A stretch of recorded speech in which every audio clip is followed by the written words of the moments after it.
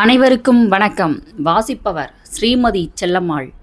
திரு Joseph Murphy அவர்கள் எழுதிய ஆழ் மனதின் அற்புத சக்தி நூலை தொடர்ந்து கொண்டிருக்கின்றோம். நூல் திருத்தம் டாக்டர் இயன் மெக்மஹன் அவர்கள்.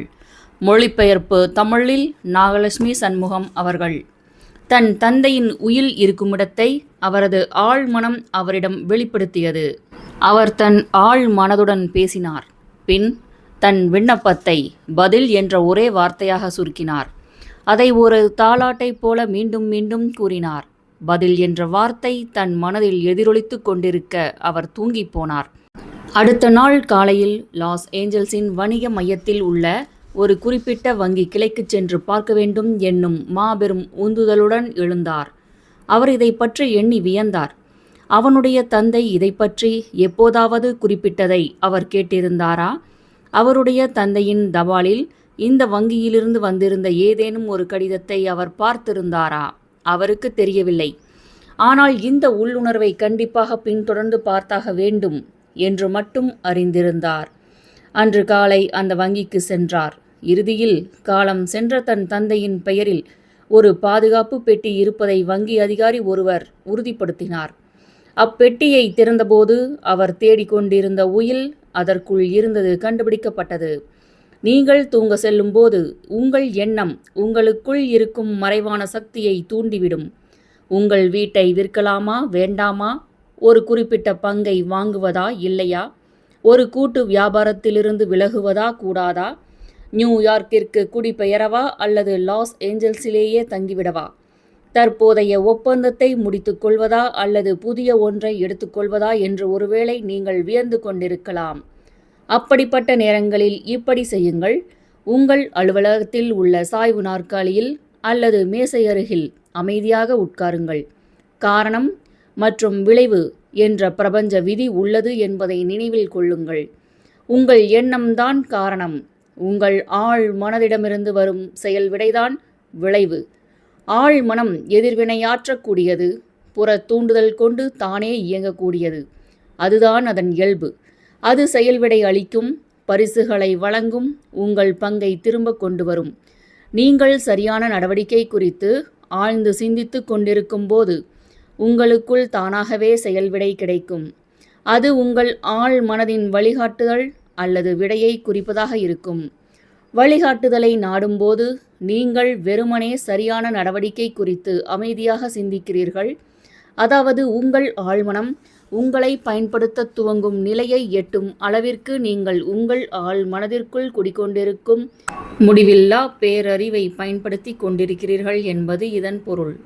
அதன்பின் உங்கள் நடவடிக்கைகள் அனைத்தும் உங்களுக்குள் இருக்கும் எல்லாம் அறிந்த சர்வ வல்லமை படைத்த உணர்வு பூர்வமான ஞானத்தால் இயக்கப்பட்டு கட்டுப்படுத்தப்படுகின்றன. உங்கள் முடிவு சரியானதாகவே இருக்கும். அங்கு சரியான நடவடிக்கை மட்டுமே இருக்கும்.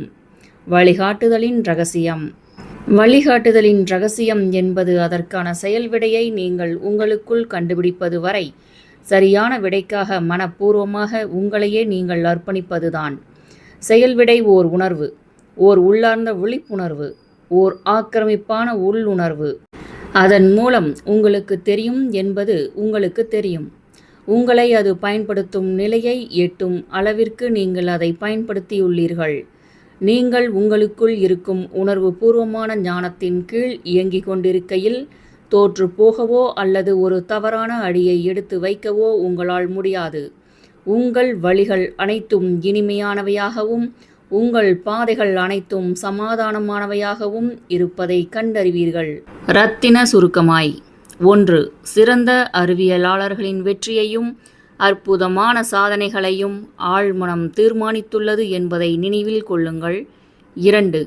குழப்பமான ஒரு பிரச்சனைக்கான விடைக்கு உங்கள் வெளிமனதின் கவனத்தையும் அர்ப்பணிப்பையும் கொடுப்பதன் மூலம் உங்கள் ஆழ் மனம் அதற்கு தேவையான அனைத்து தகவல்களையும் சேகரித்து முழுமையாக உங்கள் வெளிமனதிடம் அளிக்கும். 3. ஒரு பிரச்சனைக்கான விடை குறித்து நீங்கள் வியந்து கொண்டிருந்தால் அதை புற நோக்கோடு தீர்க்க முயற்சி செய்யவும். முடிந்த அளவு தகவல்களை ஆய்வின் மூலமும் மற்றவரிடமிருந்தும் பெறுங்கள். விடை கிடைக்கவில்லை என்றால் தூங்குவதற்கு முன் உங்கள் ஆழ் மனதிடம் ஒப்படைத்து விடுங்கள். விடை எப்போதும் வரும். அது ஒருபோதும் தவறாது. 4. எல்லா நேரங்களிலும் ஒரே இரவில் விடை கிடைத்து விடாது. இருள் விலகி ஒளி வீசும் அந்த நாள் வரும் வரை உங்கள் விண்ணப்பத்தை உங்கள் ஆழ் மனதிடம் மீண்டும் மீண்டும் ஒப்படைத்து கொண்டே இருங்கள். 5. உங்களுக்கு விடை கிடைக்க வெகுநாள் ஆகும், அல்லது அது ஒரு மாபெரும் பிரச்சனை என்று சிந்திப்பதன் மூலம் விடை உங்களிடம் வருவதை நீங்கள்தான் தாமதித்து கொண்டிருக்கிறீர்கள். உங்கள் ஆழ் மனதிடம் பிரச்சனைகள் ஏதும் இல்லை, அது விடையை மட்டும்தான் அறியும். 6. விடை இப்போது உங்களிடம் உள்ளது என்று நம்புங்கள். கச்சிதமான விடை கிடைத்துவிட்டால் எவ்வாறு உணர்வீர்களோ அவ்வாறு உணருங்கள். உங்கள் ஆழ் மனம் உங்கள் உணர்வுகளுக்கு செயல்விடை அளிக்கும். 7. விசுவாசத்துடனும் விடாமுயற்சியுடனும் நிலைநிறுத்தப்பட்டிருக்கும் மனக்காட்சி உங்கள் ஆழ் மனதின் அற்புதங்கள் நிகழ்த்தும் சக்தியால் உங்கள் அனுபவமாக உருப்பெறும்.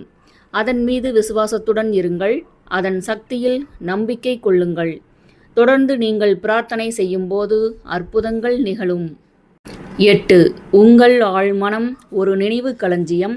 உங்கள் குழந்தை பருவத்தில் தொடங்கி உங்கள் வாழ்வின் அனைத்து அனுபவங்களும் அதனுள் பதிவு செய்யப்பட்டுள்ளன. 9.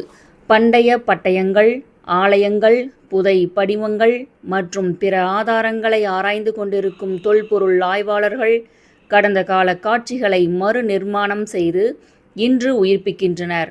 அவர்களுடைய ஆழ்மனம் அவர்களின் உதவிக்கு வருகிறது. 10. ஒரு தீர்வுக்கான உங்கள் விண்ணப்பத்தை நீங்கள் உறங்கச் செல்லும் முன் உங்கள் ஆழ்மனதிடம் ஒப்படைத்து விடுங்கள். அதன் மீது விசுவாசத்துடன் இருங்கள், அதில் நம்பிக்கை கொள்ளுங்கள். விடை கிடைக்கும். அது அனைத்தையும் அறிந்துள்ளது, அனைத்தையும் பார்க்கிறது. ஆனால் நீங்கள் அதன் சக்திகள் குறித்து சந்தேகப்படவோ அல்லது அதை கேள்வி கேட்கவோ கூடாது. 11. உங்கள் எண்ணம்தான் காரணம், உங்கள் ஆழ் மனதின் செயல் விடைதான் விளைவு. உங்கள் எண்ணங்கள் அறிவார்ந்தவையாக இருந்தால் உங்கள் செயல்களும் முடிவுகளும் அறிவார்ந்தவையாக இருக்கும். 12. வழிகாட்டுதல் ஓர் உணர்வாகவும் ஓர் உள்ளார்ந்த விழிப்புணர்வாகவும் ஓர் ஆக்கிரமிப்பான உள்ளுணர்வாகவும் வரும். அதன் மூலம் உங்களுக்கு தெரியும் என்பது உங்களுக்கு தெரியவரும். நூலின் அடுத்த அத்தியாயம் 13. ஆழ் மனதை உபயோகித்து உறக்கத்தின் அற்புத பலன்களை பெறுவது எப்படி? நீங்கள் 24 மணி நேரத்தில் சுமார் 8 மணி நேரத்தை அல்லது உங்கள் மொத்த வாழ்நாளில் 1/3 பகுதியை உறக்கத்தில் செலவிடுகிறீர்கள். இது மீற முடியாத வாழ்வு விதி. உறக்கம் ஒரு தெய்வீக விதி. நமது பிரச்சனைகளுக்கான பல விடைகள் நாம் ஆழ்ந்த உறக்கத்தில் இருக்கும்போது நம்மை வந்தடைகின்றன.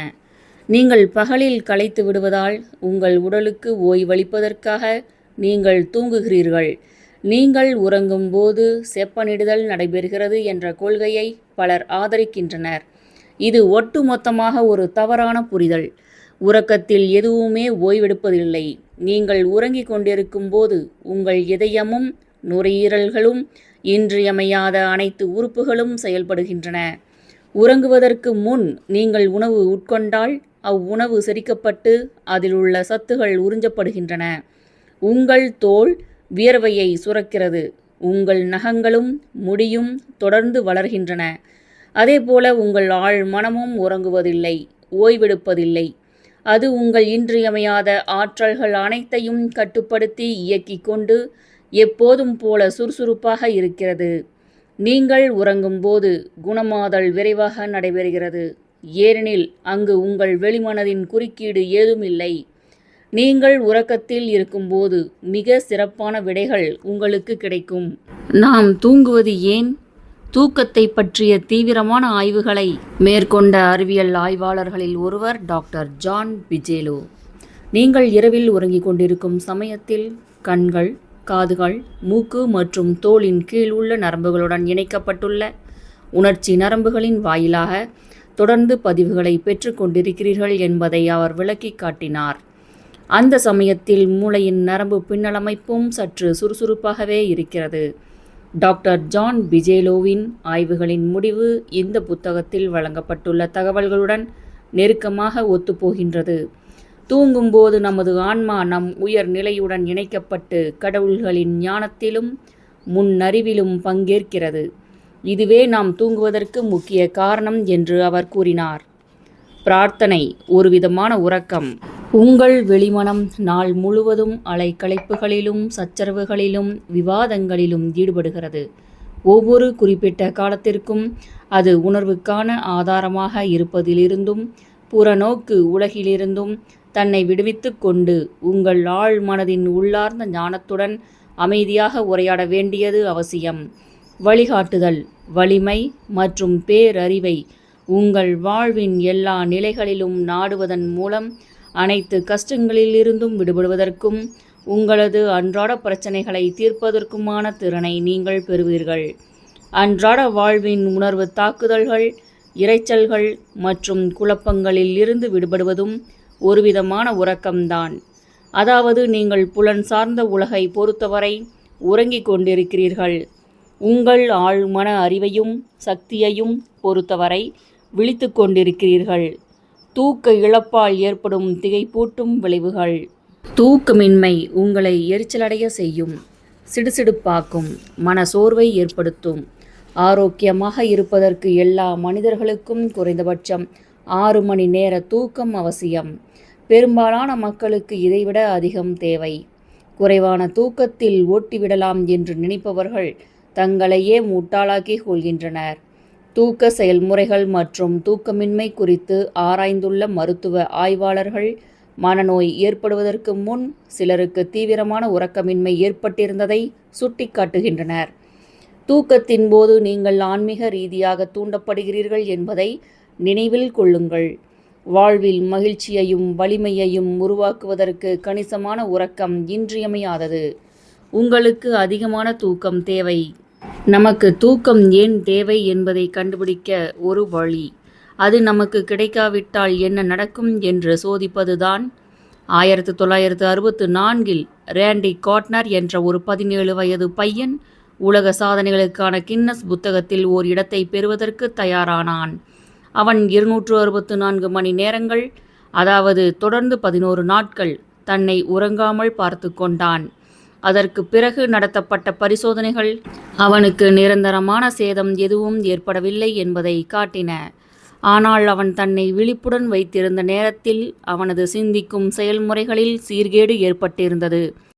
அவனுடைய பேச்சு தெளிவற்றதாக மாறியது. நினைவு குறைவால் அவன் அவதிப்பட்டான்.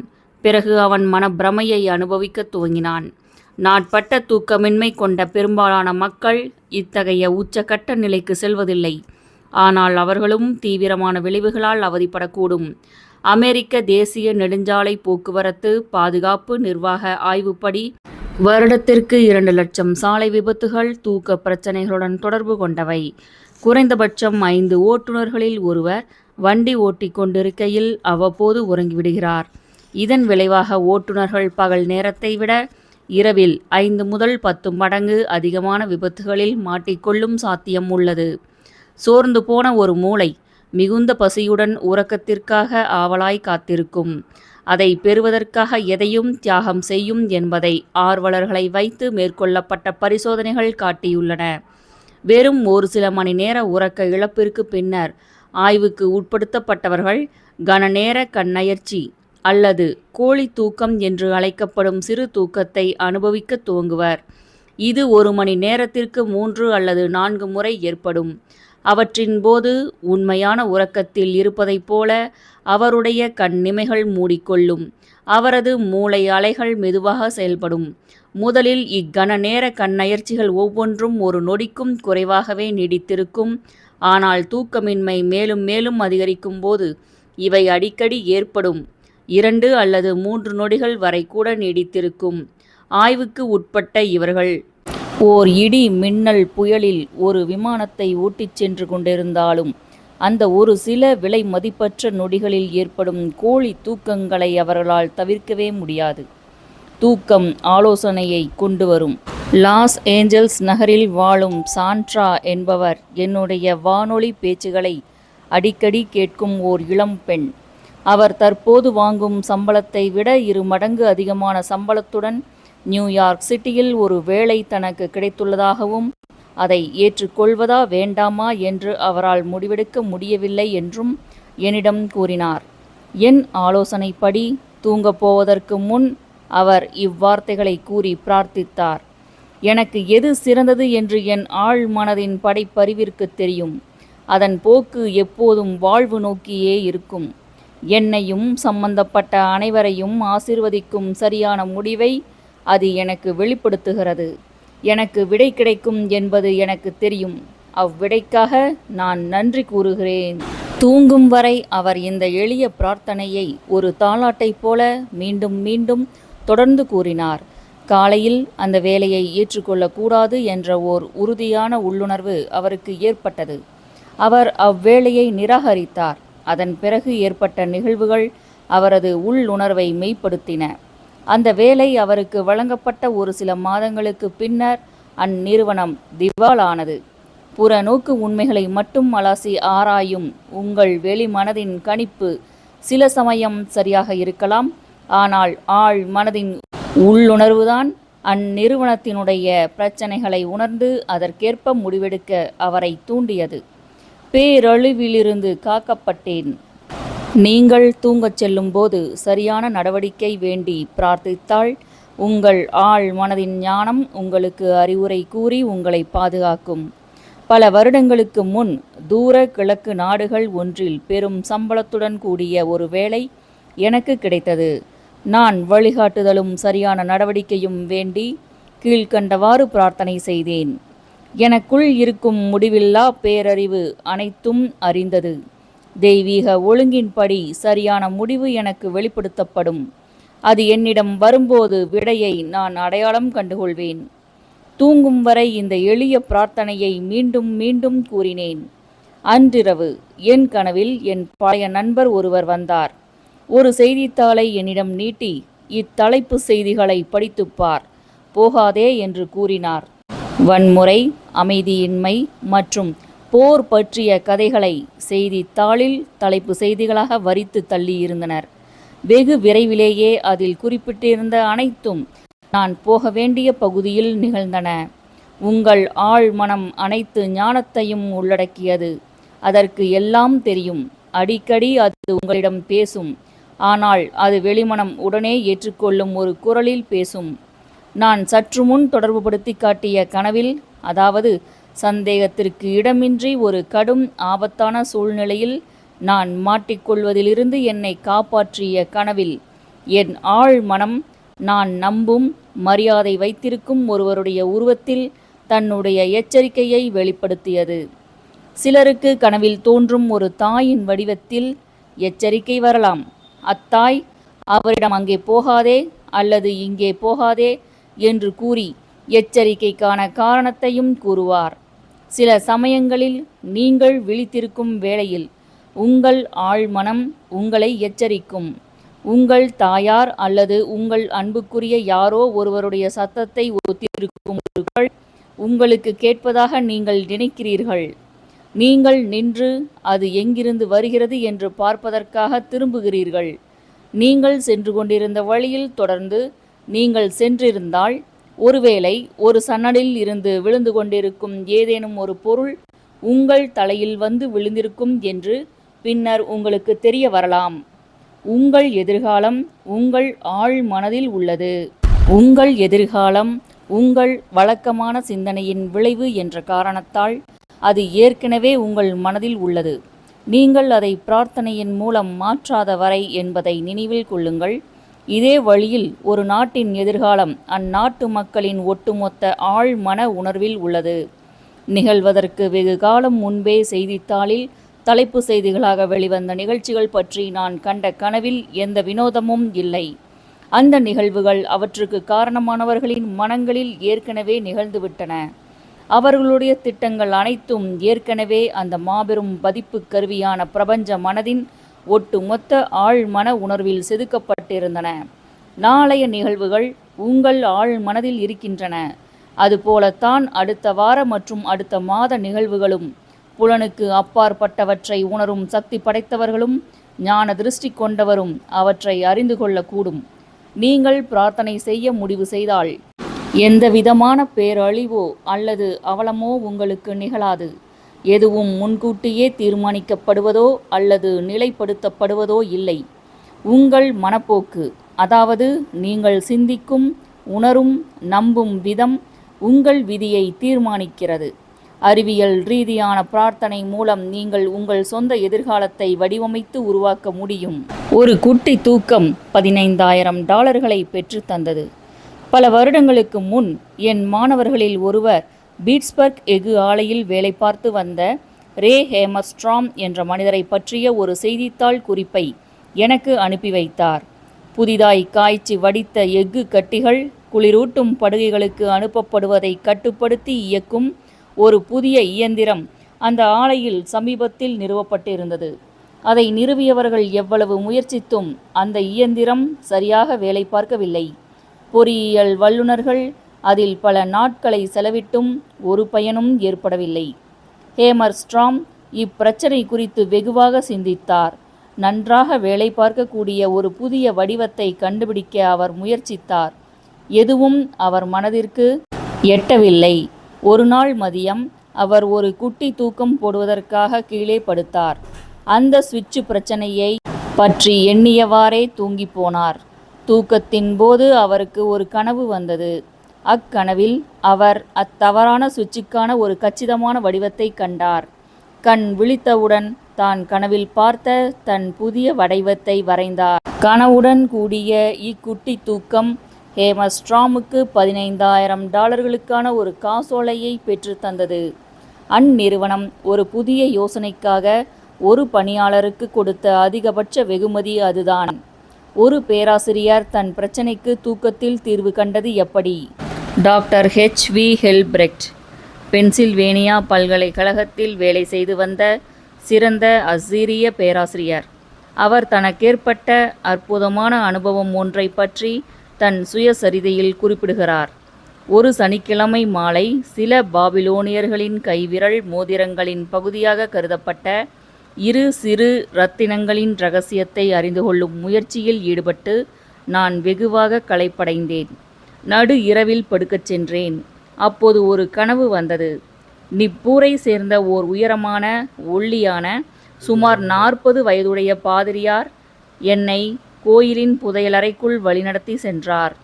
அந்த அறை சிறியதாகவும் அதன் கூரை தாழ்வாகவும் இருந்தது. இரத்தின துண்டுகளும் நீல வண்ண கற்களின் துண்டுகளும் தரை முழுவதும் சிதறிக் கிடந்தன. அங்கு அவர் என்னிடம் இவ்வாறு கூறினார்: உன் வெளியீட்டில் பக்கம் 22 மற்றும் 26இல் நீ பிரசரித்துள்ள 2 துண்டுகளும் தனித்தனியானவை அல்ல. அவை மோதிர பகுதிகளுக்கும் அல்ல. அந்த 2 வளையங்களும் கடவுளின் சிலையில் காதணிகளாக அணிவிக்கப்பட்டிருந்தவை. உன்னிடம் உள்ள 2 துண்டுகளும் அவற்றின் பகுதிகள். நீ அவற்றை ஒன்றாக வைத்து பார்த்தால் என் வார்த்தைகள் உண்மை என்று உனக்கு புரியும். நான் உடனே விழித்தெழுந்தேன். அத்துண்டுகளை ஆராய்ந்தேன். எனக்கு வியப்பூட்டும் வகையில் அக்கனவு நிரூபணமாகியது. இறுதியாக அப்பிரச்சனைகளுக்கு தீர்வு காணப்பட்டது. அவருடைய அனைத்து பிரச்சனைகளுக்குமான விடையை அறிந்திருந்த அவருடைய ஆழ் மனதின் படைப்புமிக்க வெளிப்பாட்டை இது தெளிவாக விளக்குகிறது. ஒரு பிரபலமான எழுத்தாளர் தூங்கிக் கொண்டிருக்கையில் அவரது ஆழ் மனம் வேலை செய்தது எவ்வாறு? தன்னுடைய புத்தகங்களில் ஒன்றான அக்ராஸ் த பிளெயின்ஸில் ராபர்ட் லூயிஸ் ஸ்டீவன்சன் ஒரு முழு அதிகாரத்தையும் கனவுகள் என்ற தலைப்பிற்கு அர்ப்பணித்துள்ளார். அவர் விலாவாரியாக கனவு காண்பதில் வல்லவர். ஒவ்வொரு இரவும் குறிப்பிட்ட கட்டளைகளை தன் ஆழ் மனதிற்கு கொடுப்பதை அவர் வழக்கமாக கொண்டிருந்தார். தான் தூங்குகையில் தனக்கு கதைகளை உருவாக்கி தருமாறு தன் ஆழ் மனதிடம் விண்ணப்பிப்பார். உதாரணத்திற்கு, அவரது வங்கிக் கணக்கில் பணம் குறைவாக இருந்தால் அவரது ஆழ் மனதிற்கு அவர் இடும் கட்டளை இப்படி இருக்கும்: நன்றாக விற்பனையாக கூடிய, லாபத்தை ஈட்டித்தரக்கூடிய ஒரு நல்ல பரபரப்பூட்டும் புதினத்தை எனக்கு கொடு. அவருடைய ஆழ்மனம் அற்புதமாக செயல்விடை அளித்தது. ஸ்டீவன்சன் இவ்வாறு நினைவு கூர்கிறார்: இக்குட்டி தேவதைகள் அவரது ஆழ் மனதின் பேரறிவுகளும் சக்திகளும் ஒரு கதையை பகுதி பகுதியாக ஒரு தொடர்கதையைப் போல எனக்கு சொல்லும். அதுவும் கதை எப்படி செல்கிறது, எவ்வாறு முடியப் போகிறது என்பதை பற்றி அதன் படைப்பாளி என்று சொல்லிக்கொள்ளும் நான் எதுவும் அறியாத வண்ணம். நான் விழித்திருக்கும் போது செய்யும் அந்த கதை எழுதும் வேலை கூட முழுக்க முழுக்க என்னுடையதாக இருக்க வேண்டிய அவசியம் இல்லை. ஏனெனில் அதில் அப்போது கூட அந்த குட்டி தேவதைகளுக்கு பங்கு இருந்தது. அமைதியாக தூங்கி ஆனந்தமாய் விழித்தெழுங்கள். நீங்கள் தூக்கமின்மையால் அவதிப்படுகிறீர்கள் என்றால் கீழ்காணும் பிரார்த்தனை உங்களுக்கு மிகவும் உதவும். தூக்கத்திற்கு முன் இதை மெதுவாக, அமைதியாக, அன்பாக மீண்டும் மீண்டும் கூறி வாருங்கள். என் கால் விரல்கள் ஓய்வாக உள்ளன. என் கணுக்கால்கள் ஓய்வாக உள்ளன. என் வயிற்று தசைகள் ஓய்வாக உள்ளன. என் இதயமும் நுரையீரல்களும் ஓய்வாக உள்ளன. என் கைகளும் மேற்கைகளும் ஓய்வாக உள்ளன. என் கழுத்து ஓய்வாக உள்ளது. என் மூளை ஓய்வாக உள்ளது. என் கண்கள் ஓய்வாக உள்ளன. என் முழு மனமும் உடலும் ஓய்வாக உள்ளன. நான் எல்லோரையும் முழுவதுமாகவும் தாராளமாகவும் மன்னிக்கிறேன். அவர்களுக்கு இணக்கமும் ஆரோக்கியமும் அமைதியும் வாழ்வின் அனைத்து ஆசீர்வாதங்களும் கிடைக்க வேண்டும் என்று உண்மையிலேயே வாழ்த்துகிறேன். நான் சமநிலையில், அமைதியாக, சாந்தமாக இருக்கிறேன். என்னுள் இருக்கும் தெய்வீக இருத்தலை நான் உணரும்போது ஒரு மாபெரும் அசைவின்மை என்னை சூழ்ந்து கொள்கிறது. ஒரு மாபெரும் சாந்தம் என் முழு உடலையும் அமைதிப்படுத்துகிறது. வாழ்க்கை மற்றும் அன்பை பற்றிய உணர்தல் என்னை குணமாக்குகிறது என்பதை நான் அறிகிறேன். அன்பெனும் கவசத்தால் என்னை போர்த்திக் கொண்டு அனைவருடைய நலனையும் மனதில் நிறைத்து கொண்டு உறங்குகிறேன். இரவு முழுதும் அமைதி என்னுடன் வாசம் செய்கிறது. காலையில் நான் வாழ்வினாலும் அன்பாலும் நிறைந்திருப்பேன். அன்பின் வளையம் என்னை சூழ்ந்துள்ளது. நான் அமைதியாக உறங்கி ஆனந்தமாய் விழித்தெழுகிறேன்.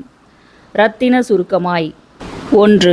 நீங்கள் சரியான நேரத்தில் தூக்கத்திலிருந்து எழுந்திருக்க மாட்டீர்கள் என்று கவலைப்பட்டால், சரியாக எந்த நேரத்தில் நீங்கள் கண் விழிக்க விரும்புகிறீர்கள் என்பதை தூங்கப் போவதற்கு முன் உங்கள் ஆழ் மனதிடம் தெரிவியுங்கள். அது உங்களை எழுப்பிவிடும். அதற்கு கடிகாரம் தேவைப்படுவதில்லை. மற்ற எல்லா பிரச்சனைகளுக்கும் இதே உத்தியை கையாளுங்கள். உங்கள் ஆழ் மனதிற்கு எதுவுமே சிரமமான காரியமில்லை. 2. உங்கள் ஆழ் மனம் ஒருபோதும் உறங்குவதில்லை. அது எப்போதும் தன் வேலையில் சுறுசுறுப்பாக இருக்கிறது. அது உங்கள் இன்றியமையாத அனைத்து செயல்பாடுகளையும் கட்டுப்படுத்துகிறது. நீங்கள் தூங்க செல்வதற்கு முன் உங்களையும் மற்றவர்களையும் மன்னித்து விடுங்கள். குணமாதல்கள் இன்னும் விரைவாக நிகழும். நீங்கள் தூங்கும்போது வழிகாட்டப்படுவீர்கள். சில சமயம் ஒரு கனவின் வாயிலாக அது நிகழலாம். அப்போது குணமாக்கும் சக்திகளும் விடுவிக்கப்படுகின்றன. காலையில் நீங்கள் புத்துணர்ச்சியையும் புது பொலிவையும் உணர்வீர்கள். 4. எரிச்சல்களாலும் சச்சரவுகளாலும் நீங்கள் அல்லலுற்றிருந்தால், உங்கள் மனதின் ஓட்டத்தை பிடித்து நிறுத்தி உங்களுக்கு செயல்விடை அளிக்க காத்து கொண்டிருக்கும் உங்கள் ஆழ் மனதில் உறைந்துள்ள ஞானத்தையும் பேரறிவையும் பற்றி சிந்தியுங்கள். 5. மன அமைதிக்கும் ஆரோக்கியமான உடலுக்கும் உறக்கம் அவசியம். தூக்கமின்மையால் எரிச்சல், மன தளர்ச்சி, மன கோளாறுகள் ஆகியவை ஏற்படும். உங்களுக்கு 8 மணி நேர உறக்கம் தேவை. சில சமயங்களில் மனநோய் ஏற்படுவதற்கு முன் தூக்கமின்மை ஏற்படுகிறது என்று மருத்துவ ஆய்வாளர்கள் சுட்டிக்காட்டுகின்றனர். 7. தூங்கும்போது நீங்கள் ஆன்மீக ரீதியாக தூண்டப்படுகிறீர்கள். வாழ்வில் பெரும் மகிழ்ச்சியோடும் வலிமையோடும் இருப்பதற்கு போதுமான தூக்கம் இன்றியமையாதது. 8. களைத்து போயிருக்கும் உங்கள் மூளை மிகுந்த பசியோடு தூக்கத்திற்காக ஆவலாய் காத்திருக்கும். அதை பெறுவதற்கு எதையும் இழக்க தயாராக இருக்கும். காரை ஓட்டிக்கொண்டிருக்கும் போது தூங்கி விழுந்துள்ள பலர் இதற்கு சாட்சியம் கூறுவர். 9. தூக்கமின்மையால் பாதிக்கப்பட்டுள்ள பலர் பலவீனமான நிலைமாற்றல் கொண்டுள்ளனர். அவர்களிடம் முறையான ஒருங்கிசைவு இருப்பதில்லை. அவர்கள் தடுமாற்றம், குழப்பம், தன்னிலை இழத்தல் ஆகியவற்றால் பாதிக்கப்படுகின்றனர். 10. தூக்கம் ஆலோசனையை கொண்டு வருகிறது. தூங்குவதற்கு முன் உங்கள் ஆழ் மனதின் முடிவில்லா பேரறிவு உங்களை வழிநடத்தி இயக்கிக் கொண்டிருக்கிறது என்று உங்களிடம் நீங்களே சொல்லிக் கொள்ளுங்கள். பிறகு உங்களுக்கு கிடைக்கும் வழிகாட்டுதலை எதிர்பார்த்து காத்திருங்கள். பெரும்பாலான சமயங்களில் காலையில் கண் விழித்தவுடன் அது உங்களுக்கு கிடைக்கக்கூடும். 11. உங்கள் ஆழ் மனதை முழுவதுமாக நம்புங்கள். அதன் போக்கு எப்போதும் வாழ்வு குறித்துதான் இருக்கும் என்பதை அறியுங்கள்.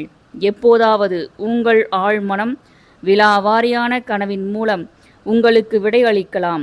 இப்புத்தகத்தின் ஆசிரியருக்கு கிடைத்த முன்னெச்சரிக்கை போல உங்களுக்கும் உங்கள் கனவின் வழியாக முன்னெச்சரிக்கை வரலாம்.